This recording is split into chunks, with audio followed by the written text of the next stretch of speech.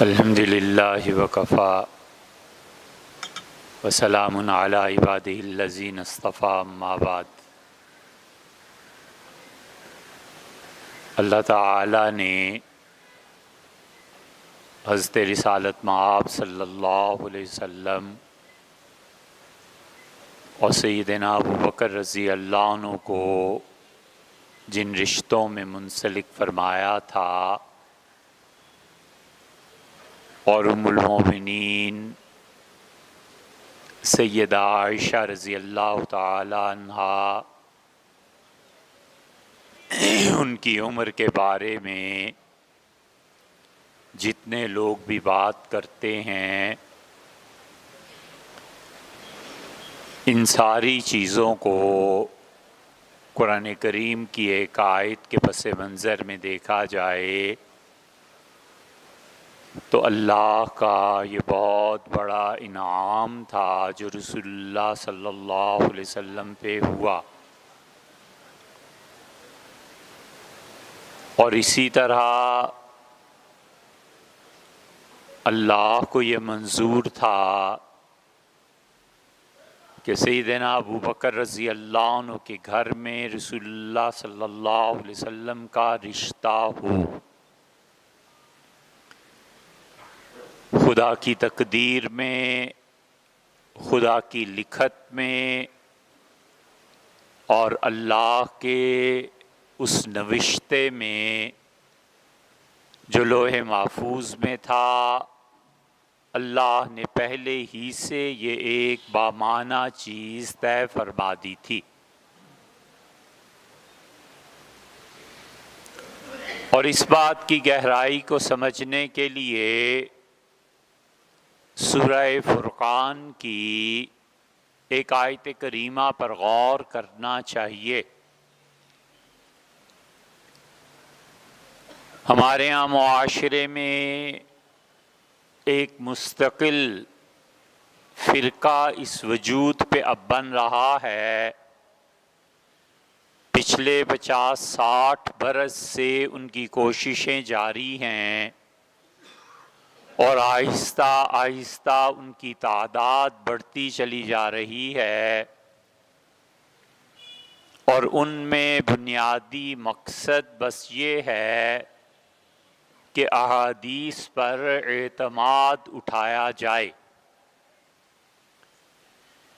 اس میں کوئی شبہ نہیں ہے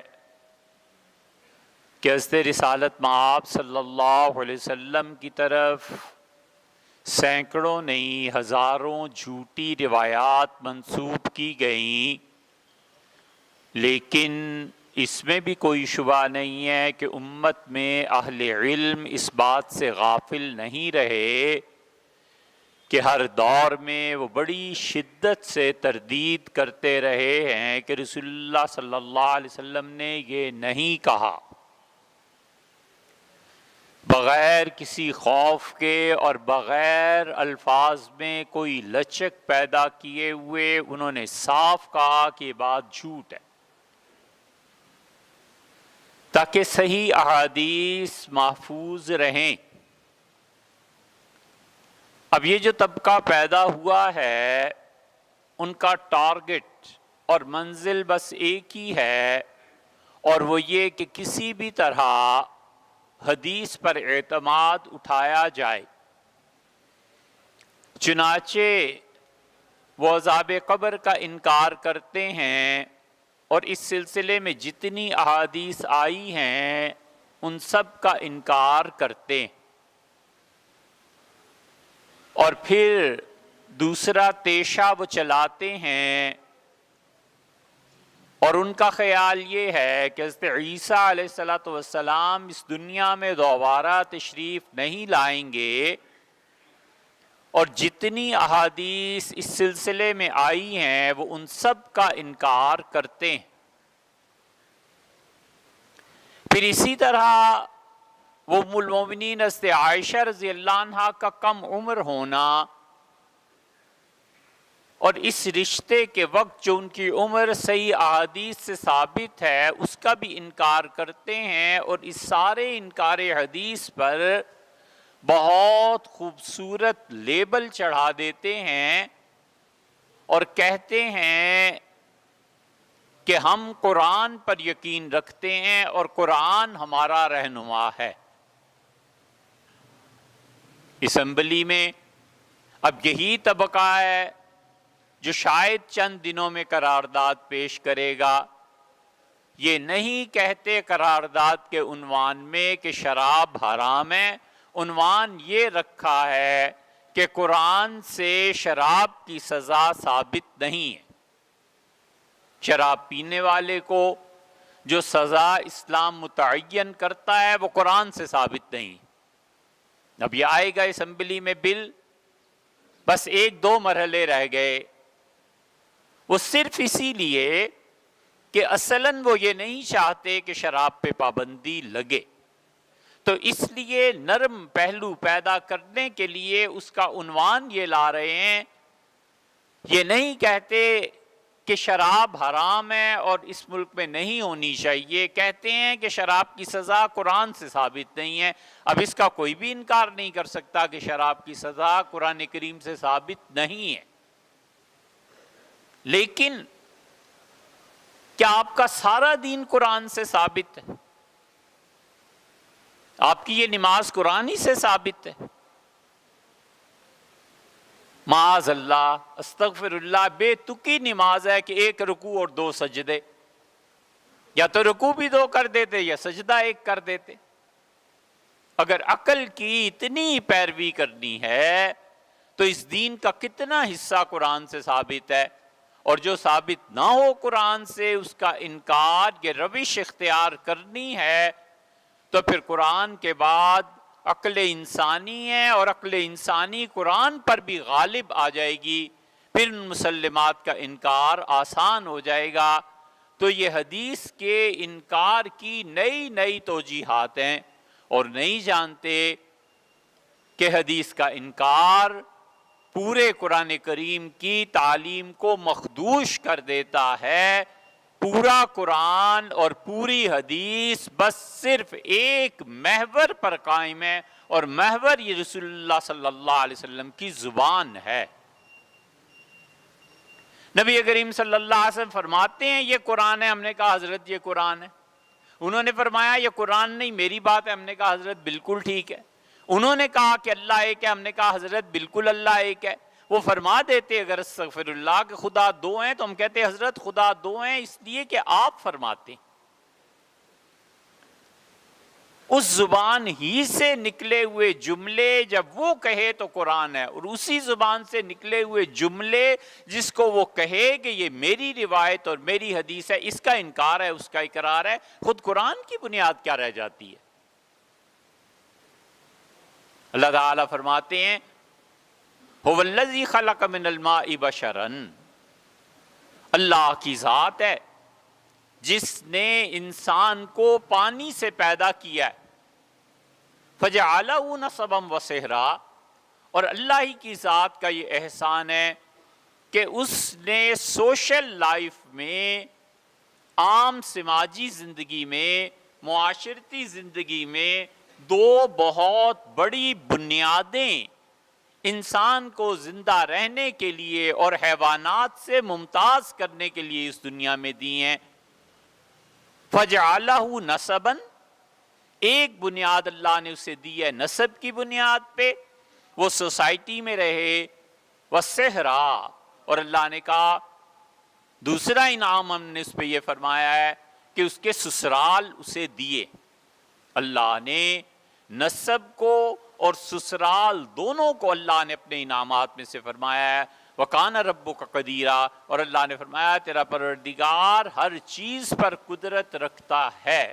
ایک آدمی جو سوشل سوسائٹی میں رہتا ہے، کسی بھی معاشرے میں رہتا ہے، آپ ایک لمحے کے لیے غور کریں، آپ کے محلے میں آ کے کوئی رہتا ہے، آپ کسی محلے میں جاتے ہیں، فطری بات ہے لوگ پوچھتے ہیں کس کا بیٹا ہے، کون سا خاندان ہے، کہاں سے آئے ہیں، اچھا کس کا داماد ہے۔ ہزاروں لوگ ایسے ملیں گے، لاکھوں، کہ وہ کسی فیملی میں غربت تھی، کچھ تھی، اور سسرال نے ہاتھ پکڑا، مدد کی، کہاں سے کہاں پہنچ گئے، اور ہزاروں لاکھوں ایسے ملیں گے کہ سسرال غریب تھے اور داماد نے بھرم قائم رکھا اور داماد نے محنت کی اور اپنے سسرال کو فائدہ پہنچایا۔ معاشرہ ایسے ہی ہے۔ سیدنا علی رضی اللہ عنہ، نبی کریم صلی اللہ علیہ وسلم نے اپنا مال ان پہ خرچ کیا۔ بڑا فرق ہے علی اور ابوبکر رضی اللہ عنہ میں۔ کہاں علی رضی اللہ عنہ جہاں رسول اللہ صلی اللہ علیہ وسلم اپنا مال خرچ کرتے ہیں، اور کہاں ابوبکر رضی اللہ عنہ جو ابوبکر اپنا مال رسول اللہ صلی اللہ علیہ وسلم پہ خرچ کرتے ہیں۔ اللہ کہتا ہے ہمارے بہت بڑے انعامات میں سے کہ ہم نے کسی انسان کو سوسائٹی میں رہنے کے لیے دو بنیادیں دے دی۔ ایک اس کا نسب دے دیا کہ وہ چچا ہے، تایا ہے، کس کا پوتا ہے، کس کا بیٹا ہے، پورا خاندان ہے، شرح نسب ہے، قبیلے اس بنیاد پہ بنتے ہیں۔ وہ صحرا اور اس کا رشتہ کہاں جا کے ہم نے جوڑا، کس فیملی میں جڑا، کس جنرل اور کس چھوٹے آدمی اور کس بڑے آدمی اور کس بیوروکریٹ کے ہاں سے اس کی شادی ہو گئی۔ یہ دو چیزیں بنیاد بن جاتی ہیں انسان کی سوشل سوسائٹی میں، اور یہ بہت مضبوط بنیادیں ہیں۔ کوئی شخص اس سے مستثنا نہیں ہو سکتا، حتیٰ کہ اللہ کا نبی اس سے مستثنا نہیں ہو سکتا۔ حضرت شعیب علیہ السلام نے کہا، اپنی قوم کو دعوت دی، اور قوم نے ان سے کہا کہ لولا رحتک لرجمناک، اے شعیب تیرا خاندان نہ ہوتا نا، اگر تیرے باپ دادا، لرجمناک، ہم تمہیں پتھر مار مار کے ختم کر دیتے دنیا سے۔ الصلاۃ کا تامروں کا دوسری جگہ ہے، تیری نماز تمہیں یہ سکھاتی ہے کہ ہم سود کا کاروبار چھوڑ دیں۔ پھر آگے چل کے ایک جگہ ہے وعلینا بعزیز، اور شعیب تم ہم میں کوئی اتنے صاحب حیثیت نہیں ہو، تمہیں ہمیں اچھے نہیں لگتے۔ لولا رحتک لرجمناک، اگر تیرا خاندان نہ ہوتا، سوشل سوسائٹی میں تمہارے قبیلے نے تمہیں بچا لیا ہے، خاندان نے، وگرنہ ہم تمہیں مار دیتے، مارتے بھی دردناک طریقے سے، پتھر مار مار کے۔ حضرت لوط علیہ السلام سوشل سوسائٹی سے، معاشرے سے کٹ کے نبی بھی نہیں رہتا۔ عذاب آیا، جو کچھ بھی ہوا سو ہوا، اور لوگوں نے حضرت لوط علیہ السلام کو مارنا چاہا، تو انہوں نے کہا او آوی الی رکن شدید، کاش اس بستی میں میری کوئی مضبوط رشتہ داریاں ہوتی، تو پھر میں دیکھتا تم مجھ پہ کیسے ہاتھ اٹھانے کے لیے تیار ہوتے ہو۔ رسول اللہ صلی اللہ علیہ وسلم نے فرمایا، اللہ نے لوط علیہ السلام کے بعد کسی نبی کو بھیجا ہی نہیں جب تک کہ معاشرے میں اس کی جڑیں مضبوط نہیں تھی، اس کا خاندان مضبوط نہیں تھا۔ حضور اقدس صلی اللہ علیہ وسلم کے ساتھ کیا ہوا؟ نبی کریم صلی اللہ علیہ وسلم کے لیے سب سے زیادہ مضبوط بنیاد اس سوشل سوسائٹی میں ان کے دادا تھے حضرت عبد المطلب، اور عبد المطلب نے بیت اللہ میں کھدائی کروائی اور زمزم ظاہر ہوا، اور عبد المطلب نے بیت اللہ کی تعمیر کی، اور دادا نے پورے مکہ میں حکمرانی حاصل کی۔ 200 اونٹ اور 400 اونٹ جس آدمی کے چرتے ہوں اور ابراہ اٹھا کر لے جائے، 200 اونٹ، اس کا مطلب ہے سرمایہ دار اور مضبوط آدمی تھے۔ اپنے بیٹوں میں مکہ تقسیم کر دیا۔ حضرت رسالت پناہ صلی اللہ علیہ وسلم کے والد محترم عبداللہ کو کون نہیں جانتا تھا؟ سب جانتے تھے، اور رسول اللہ صلی اللہ علیہ وسلم کی جد امجد ہاشم محض 25-27 سال کی عمر میں انتقال کر گئے، اور ہاشم کے اتنی سوشل تعلقات اور چیزیں تھیں کہ وہ گئے اور شاہ ایران سے لکھوا لائے کہ تمہارے قافلے ہمارے ہاں تجارت کریں گے، مکہ میں آ کے ہم ٹیکس وصول کریں گے، اور ہمارے آئیں گے تو تم ٹیکس نہیں، ہم نہیں دیں گے۔ اور دوسری طرف عیسائیوں کے بادشاہ سے لکھوا لائے کہ تم آؤ گے تو ٹیکس دو گے، ہم آئیں گے تو ٹیکس نہیں دیں گے۔ انہوں نے بیت اللہ کا احترام کیا دونوں مملکتوں نے، اور ہاشم سکہ جما کر آئے۔ رسول اللہ صلی اللہ علیہ وسلم کے نسب کی بنیاد تھی، اسی لیے تو کوئی چھیڑ نہیں سکا، اسی لیے تو کوئی کہہ نہیں سکا۔ اسی لیے رسول اللہ صلی اللہ علیہ وسلم کے دادا حضرت عبد المطلب نے وفات سے پہلے کہا، میرے بچوں تم سب مجھے عزیز ہو، لیکن میرا عبداللہ انتقال کر گیا، اس کا یہ یتیم بچہ میرا پوتا رہ گیا ہے، محمد صلی اللہ علیہ وسلم کون ہے جو اس کی کفالت کرے گا؟ حضرت زبیر رضی اللہ عنہ آپ کے ایک چچا تھے، ان کا میں کروں گا اور ابو طالب کریں گے۔ ابو طالب کو حضرت عبد المطلب نے دے دیا۔ یہ رسول اللہ صلی اللہ علیہ وسلم کے نسب کی بنیاد تھی جس پہ حفاظت ہوتی رہی، کوئی قریب نہیں پھٹک سکا۔ اسی لیے تو آتا ہے کہ وہ گئے عبد المطلب کے پاس، سیرت میں آتا ہے، اور کہا کہ اپنے اس بھتیجے کو باز رکھو اور اس کو روکو اس پیغام سے، وگرنہ تم نہ ہوتے نا ابو طالب تو ہم اسے مار دیتے۔ اور ابو طالب گئے اور کہا میرے بھتیجے اتنا ہی بوجھ ڈالو جتنا چچا اٹھا سکیں۔ انہوں نے کہا اللہ کی قسم سورج دائیں ہاتھ پہ اور چاند بائیں ہاتھ پہ رکھ دیں وغیرہ وغیرہ، یہ ساری سیرت کی کتابوں میں روایات آئی۔ ابو طالب کا انتقال ہوا اور ابو لہب قبیلے کا سربراہ بنا۔ جب ابو لہب قبیلے کا سربراہ بنا تو نسبم و صہرا، قرآن نے کہا ہم نے انسان کو نبی علیہ الصلوۃ والسلام طاقت بخشی ہے نسب کے ذریعے اور سسرال کے ذریعے۔ بنیاد ایک ڈھہ گئی، ختم ہو گئی، اور ابو طالب کے بعد لوگوں کی زیادتیاں، یہی بنیاد بنی رسول اللہ صلی اللہ علیہ وسلم کے طائف جانے کی۔ آپ جانتے تھے کہ قبائلی نظام ہے، چچا کا انتقال ہو گیا ہے، اب قبیلے کا سربراہ ابو لہب ہے، اب مجھے کون یہاں تبلیغ کرنے دے گا؟ کیوں نہ ہم طائف کو اپنی سرگرمیوں کا مرکز بنائیں۔ اور دوسری مضبوط بنیاد حضور صلی اللہ علیہ وسلم کا سسرال تھا، اور خدیجہ رضی اللہ عنہ جیسی خاتون تھیں جس کے پاس مکہ کے سردار ابو لہب اور یہ ابو جہل اور یہ سارے پیغام بھجواتے رہے شادی کے لیے، لیکن حضرت خدیجہ رضی اللہ عنہ نے حضور صلی اللہ علیہ وسلم کو چنا۔ یہ خاندان تھا۔ دوسری بنیاد جو سسرال تھی وہ ختم ہوئی، ام المومنین رضی اللہ عنہ کا انتقال ہو گیا اور خدیجہ رضی اللہ عنہ کا بھی انتقال ہو گیا، تو رسول اللہ صلی اللہ علیہ وسلم نے فرمایا یہ سال تو ہم پہ غموں کا پہاڑ لے کے آیا ہے، ایک طرف میرے چچا چلے گئے، دوسری طرف میری اہلیہ کا انتقال ہو۔ اب مکہ میں سوشل اس گیدرنگ کی یہ بنیاد کیا تھی؟ اب رسول اللہ صلی اللہ علیہ وسلم کیسے رہتے؟ کون اتنا مضبوط آدمی تھا مکہ میں جو نبی کریم صلی اللہ علیہ وسلم کو پناہ دیتا؟ کفار مکہ ان دو رشتوں کے احترام میں رکے ہوئے تھے کہ ایک طرف خدیجہ اس کا شوہر ہے، دوسری طرف ابو طالب کا بھتیجا رضی اللہ عنہ، وگرنہ تو یہ آدمی رکھے جانے کے قابل ہی نہیں ہے۔ اللہ نے بہت بڑی تیسری بنیاد پیدا کر دی اور اللہ نے حضور اقدس صلی اللہ علیہ وسلم کا رشتہ ام المومنین سے عائشہ رضی اللہ عنہ سے کر دیا۔ کوئی اور تھا ہی نہیں، نسب کی بنیاد تو اب قائم ہو نہیں سکتی تھی، سسرال کی بنیاد رہ جاتی تھی، اور وہ کس کی بیٹی تھی جو رسول اللہ صلی اللہ علیہ وسلم سے شادی کرتا؟ مکہ میں کون اتنا مضبوط انسان تھا جس کے احترام میں لوگ پھر رک جاتے؟ وہ صرف تنہا ابو بکر رضی اللہ عنہ کی ذات تھی، اور ابو بکر رضی اللہ عنہ کا قبیلہ تھا۔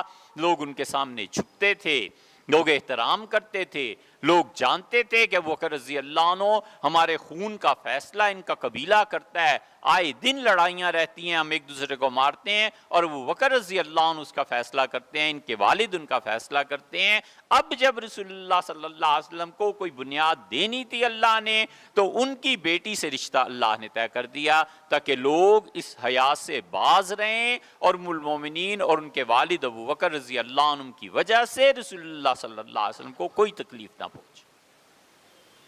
یہ بہت بڑا احسان تھا حضور اقدس صلی اللہ علیہ وسلم پر، اس طرح سے کہ ابو بکر رضی اللہ عنہ نے اتنا سچا آدمی ہے، اتنا صاف آدمی ہے۔ حضور صلی اللہ علیہ وسلم نے فرمایا خدیجہ، عائشہ تمہیں میں بتاؤں، میں ایک دن سویا ہوا تھا اور جبریل امین آئے اور انہوں نے ریشم کا ایک غلاف کھولا، ریشم کے پردے کھولے، اور مجھ سے کہا کہ آپ کے لیے تحفہ ہے اللہ کی طرف سے۔ میں نے کہا یہ کیا چیز ہے؟ تو میں نے دیکھا تم ریشم کے ان کپڑوں میں لپٹی ہوئی تھی۔ آپ نے فرمایا کہ مجھے خیال آیا کہ اچھا میرا رشتہ اب یہاں ہوگا۔ پھر میں نے سوچا ابو بکر سے ذکر کروں، پھر میں نے سوچا کہ اللہ کو جو منظور ہے ہو جائے گا۔ پھر رسول اللہ صلی اللہ علیہ وسلم کو دوسری مرتبہ یہ خواب آیا، اور نبی کریم صلی اللہ علیہ وسلم، عائشہ میں نے تمہیں 2 مرتبہ ایسے دیکھا تھا۔ پھر ایک خاتون جو رشتے کراتی تھی، انہوں نے رسول اللہ صلی اللہ علیہ وسلم سے کہا کہ آپ کا رشتہ ابو بکر رضی اللہ عنہ کے خاندان میں کرا دیتی ہوں۔ اللہ کو یہی منظور تھا، چنانچہ اس گھر میں رشتہ ہوا جہاں پر خود ام المومنین عائشہ رضی اللہ عنہ کے بھائی اسلام کے مخالف تھے، لیکن اللہ چاہتا تھا کہ رسول اللہ صلی اللہ علیہ وسلم پر یہ احسان ہو۔ نسبم و صہرا، اللہ کہتا ہے معاشرے میں دو بنیادوں پہ انسان رکتے ہیں، نسب کی بنیاد پہ اور سسرال کی بنیاد پہ۔ اللہ نے صہرا وہاں پورا کر دیا اور اللہ نے سسرال وہاں متعین فرما دیا۔ سیدنا ابوبکر رضی اللہ عنہ لیٹے ہوئے تھے اور ان کے بیٹے دوست سب بیٹھے گپ شپ ہو رہی تھی۔ عبد الرحمن نے باتیں کرتے کرتے کہا، عبد الرحمن ابوبکر رضی اللہ عنہ کے بیٹے ہیں، اور عبد الرحمن بن ابو بکر اتنی محبت تھی اس سے عائشہ رضی اللہ عنہ کو بہت زیادہ، جب بھی حج پہ جاتی تھی، عمرے پہ جاتی تھی، اپنے بھائی کی قبر پہ جاتی تھی اور رو دیتی تھی، اور انہوں نے اپنے بھائی کی موت پہ شعر کہے، اشعار نقل کیے، اور فرمایا کہاں گئے وہ دن اور کہاں گئی وہ راتیں جب بھائی میں اور تم اکٹھے ہی رہتے تھے ایک ہی گھر میں، اور ہم اتنے گہرے دوست تھے کہ کوئی جدائی کا تصور نہیں تھا، اور اب تم ایسی جگہ چلے گئے ہو بھائی جہاں اب ایک دن اور ایک رات بھی میں تمہارے ساتھ نہیں گزار سکتی۔ ام المومنین رضی اللہ عنہ ان کی قبر پہ تشریف لے گئی عبد الرحمن کی، اور کہا کہ اگر وفات کے وقت حاضر ہوتی بھیا معذر تو پھر میں قبر پہ نہ آتی، اس لیے آئی ہوں کہ تمہاری یاد بڑی آتی۔ ام المومنین کہتی تھی مجھے شبہ تھا کہ کسی نے زہر دے دیا، اچھا خاصا میرا بھائی چلتا پھرتا قبر میں چلا گیا۔ فرماتی تھی ایک مرتبہ دروازے پہ دستک ہوئی، میں نے دروازہ کھولا کہ ایک عورت آئی، اور میں نے اس سے کہا کیا کام ہے؟ اس نے کہا نبی صلی اللہ علیہ وسلم کی قبر پہ آئی ہوں، دیکھنا چاہتی ہوں۔ تو میں نے کہا یہ ہے حضور صلی اللہ علیہ وسلم کی قبر۔ تو ام المومنین رضی اللہ عنہ کہتی ہیں وہ قبر کے قریب اس نے نماز پڑھی، سجدے میں سر رکھا اور پھر اٹھی ہی نہیں۔ یہ جو میں نے دیکھا تو پھر مجھے یقین ہوا کہ لوگ ایسے بھی مر جاتے ہیں، میرے بھائی کا بھی ایسے ہی انتقال ہو گیا۔ ان کے بیٹے تھے قاسم، نہ ان کے بھتیجے تھے عبد الرحمن بن ابوبکر، بڑے شان کے آدمی تھے۔ ابوبکر رضی اللہ عنہ کہ یہ بیٹے تھے، حضرت معاویہ رضی اللہ عنہ سے الجھ گئے، انہوں نے کہا ہم ہرگز یزید کی بیعت نہیں کریں گے۔ یہ تو 58 ہجری میں ان کا انتقال ہو گیا، کربلا سے پہلے بڑا کردار رہا ان کا۔ عبد الرحمن بن ابوبکر باتیں کرتے کرتے اپنے والد لیٹے ہوئے تھے ان کے، انہوں نے کہہ دیا قصے سناتے سناتے کہ ابا آپ بدر کے دن 3 مرتبہ میری تلوار کی زد میں آئے، اور میں نے احترام میں چھوڑ دیا کہ والد ہیں۔ عربوں کے اس قبائلی نظام میں والد خدا سمجھا جاتا تھا، باپ کی عزت زیادہ تھی، خدا کی عزت کم تھی، نظام تھا۔ سیدنا ابوبکر رضی اللہ عنہ اٹھ بیٹھے اور کمال کی ان کا تو ایک مرتبہ بھی میری تلوار کی زد میں آتا ہے میں گردن اڑا دیتا۔ ابوبکر رضی اللہ عنہ کو رسول اللہ صلی اللہ علیہ وسلم کی محبت نے ہر رشتہ بھلا دیا تھا، وہ بس اتنا جانتے تھے کہ حضور صلی اللہ علیہ وسلم پہ میں فنا ہوں، میری محبت ان کے ساتھ ہے، اور ان پہ میرا سارا خاندان، میرے بیٹے کیا اور تجارت کیا، ہر چیز قربان ہے، بس اصل محور اور مرکز نبی صلی اللہ علیہ وسلم کی محبت۔ یہ عبد الرحمن بدر کے دن بھی کافر تھے، اور ام المومنین عائشہ رضی اللہ عنہ کا رشتہ پہلے سے طے شدہ تھا۔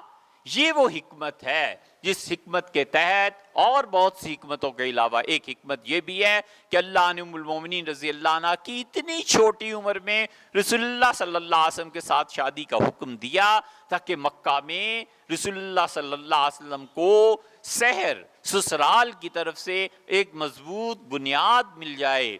پیسہ خرچ ہوا ام المومنین حضرت خدیجہ رضی اللہ عنہا کا، دوسری شادی رسول اللہ صلی اللہ علیہ وسلم کی قوت اور معاشرے میں مقام پیدا رکھنے کو کرنے کو حضرت ابوبکر رضی اللہ عنہ کے گھر ان کا رشتہ تھا کہ سیدنا ابوبکر رضی اللہ عنہ کا کمال درجے کی عزت اور محبت تھی رسول اللہ صلی اللہ علیہ وسلم کی۔ تبوک کے دن کل مال لا کے رسول اللہ صلی اللہ علیہ وسلم کو دے دیا، بیٹی تھی وہ رسول اللہ صلی اللہ علیہ وسلم کو دے دی، بیٹا تھا اس کو کہا کہ شام کو رات کو آ کے غار ثور میں ہمیں ساری رپورٹ دینی ہے۔ اس خاندان ابوبکر رضی اللہ عنہ کے خاندان کا کون سا فرد اور مال تھا جو رسول اللہ صلی اللہ علیہ وسلم پہ قربان نہ ہوگی؟ اسی لیے ہم کہتے ہیں کہ جس نے حضرت ابوبکر رضی اللہ عنہ کو نہیں جانا، اس نے رسول اللہ صلی اللہ علیہ وسلم کو نہیں جانا، اور جس نے ابوبکر رضی اللہ عنہ کو نہیں سمجھا اس نے رسالت کو نہیں سمجھا، اور جو حضرت ابوبکر رضی اللہ عنہ کا منکر ہے در حقیقت وہ رسول اللہ صلی اللہ علیہ وسلم کے مقام رسالت سے انکار کرتا ہے۔ ابوبکر رضی اللہ عنہ جانتے تھے کہ رسالت کیا ہے، اور ابوبکر رضی اللہ عنہ نے ایک طرح سے حق ادا کر دیا۔ یہ تو جب ان کی خلافت قائم ہوئی ہے، سقیفہ بنو سعدہ میں 4 بنیادیں تھیں اسلام کی، مٹ جاتا اسلام اور ختم ہو جاتا اگر ابوبکر رضی اللہ عنہ اپنی خلافت میں وہ کام نہ کرتے۔ ایسے ہی تو نہیں ابوبکر رضی اللہ عنہ کے متعلق کسی نے پوچھا ابو ہریرہ رضی اللہ عنہ سے، انہوں نے کہا اللہ کی قسم ابوبکر نہ ہوتے تو خدا کی نماز نہ پڑھی جاتی، اور اللہ کی قسم ابوبکر نہ ہوتے تو زکوٰۃ نہ دی جاتی۔ انشاءاللہ آئندہ ہفتے بات کریں گے۔ آپ قریب آ جائیے، باہر